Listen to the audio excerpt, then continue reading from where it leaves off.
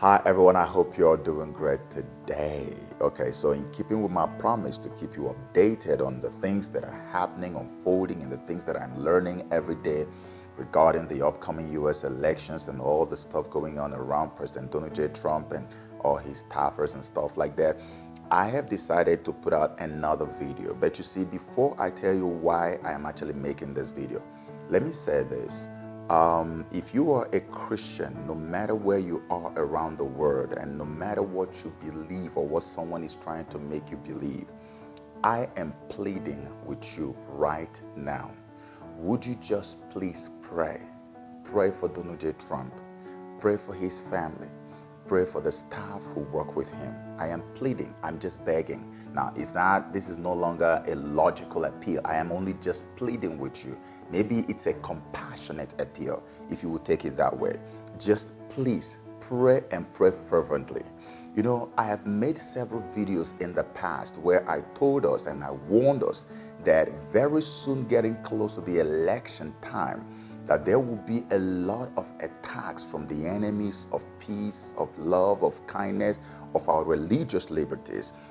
I told you that they are planning so much. I even made a lot of videos to explain to us things that we could expect getting close to the elections. And let me make this announcement to you in case you don't know, in case you missed it. Remember when President Trump contacted the virus and tested positive with his wife and then had to go to Walter Reed Hospital? That point was exactly the point that we went right into the heart of the danger zone. That's the danger zone that I have been talking about. And how do I know we went into the danger zone?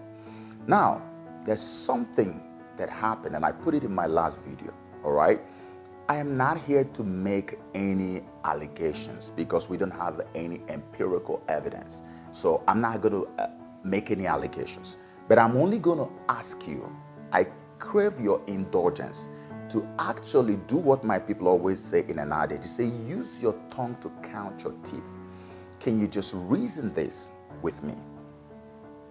We had a Nancy Pelosi, a very unstable character, and I make no apologies for that.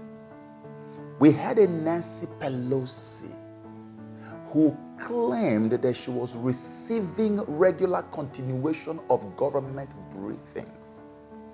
And in that video, which the mainstream media would not show you until I put it out in one of my videos and then repeated it again, in that video, she said, I'm second in line to the presidency, and just last week I had my regular continuation of government briefing. This might interest you because I say to them, this is never going to happen. God willing, it never will. But there is a process. It has nothing to do with if the certain occupant of the White House doesn't feel like moving and has to be fumigated out of there. She said fumigated. I want you to go check your dictionary.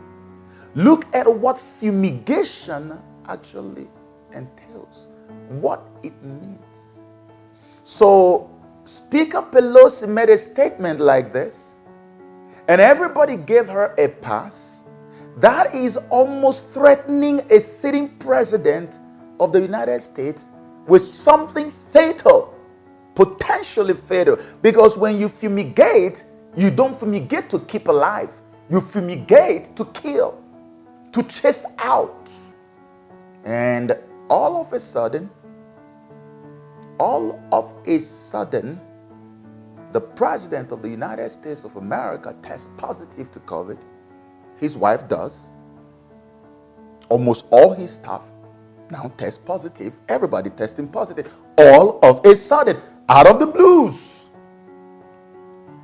And the mainstream media that is always good at quoting unreliable sources cannot go now and begin to carry out the so-called investigative journalism that they are meant to do, even though they have become an extended arm, propaganda arm of the Democrat Party, especially CNN. Nobody's talking about that. You use the term fumigate on the president of the United States of America, and all of a sudden, the White House now has COVID everywhere, and nobody's asking questions. this is why I knew we had just walked into the very heart of the danger zone. I want you to take a look at the clip of Donald J. Trump when he left the hospital and came into the White House.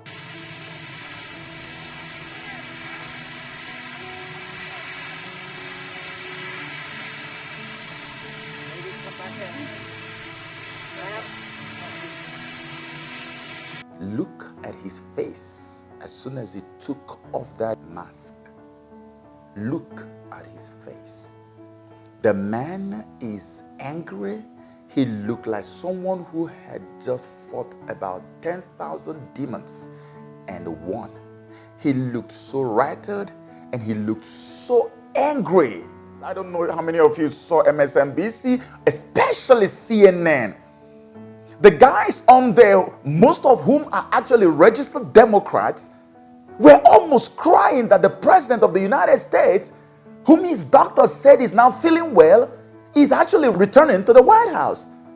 On what basis were they angry that he was returning to the White House? Because they didn't think he would make it alive. They wanted him to stay incapacitated at the Walter Reed Hospital while they openly promoted Joe Biden to become president. And God said no. Unfortunately, it didn't work out that way. Donald Trump took out that mask because putting it on is a psychological submission to the will and the power of communist China. And remember, America is the greatest, and America will never fall or surrender to China under any circumstance. I'm telling you this, and that's why God put this man there ahead of time. You can imagine what happens if China took over and now became the superpower. Imagine what becomes of you as an African.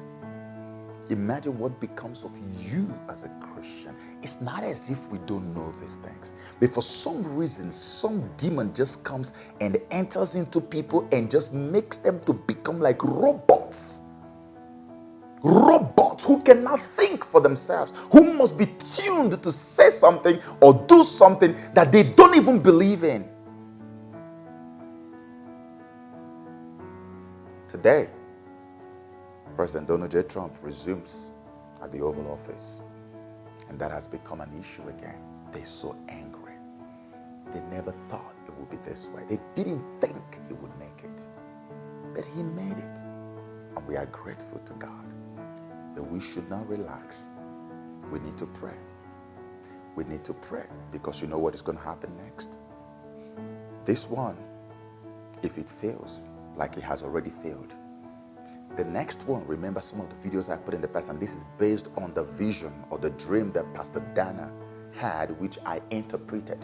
I told us in that previous video that these people are planning a nuclear attack on the great United States of America. Fumigation could happen in so many ways.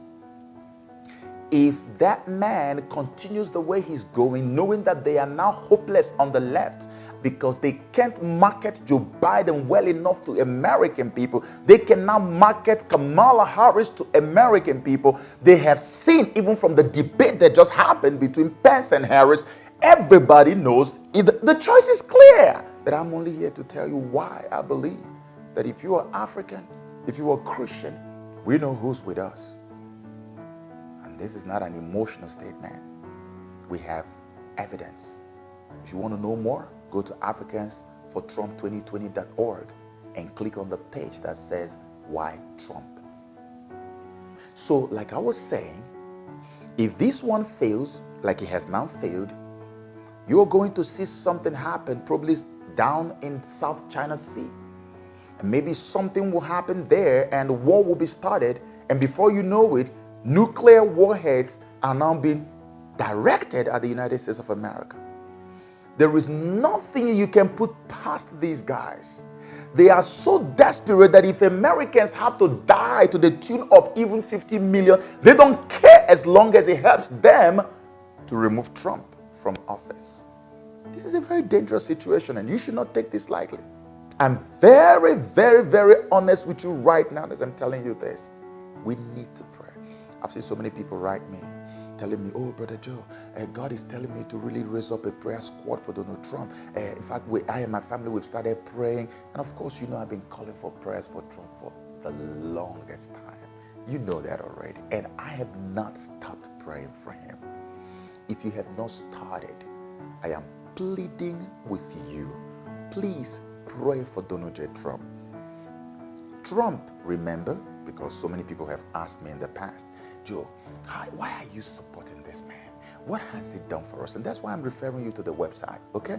Go to africansfortrump2020.org and click on the page that says, Why Trump? You will find out why we have to vote this man.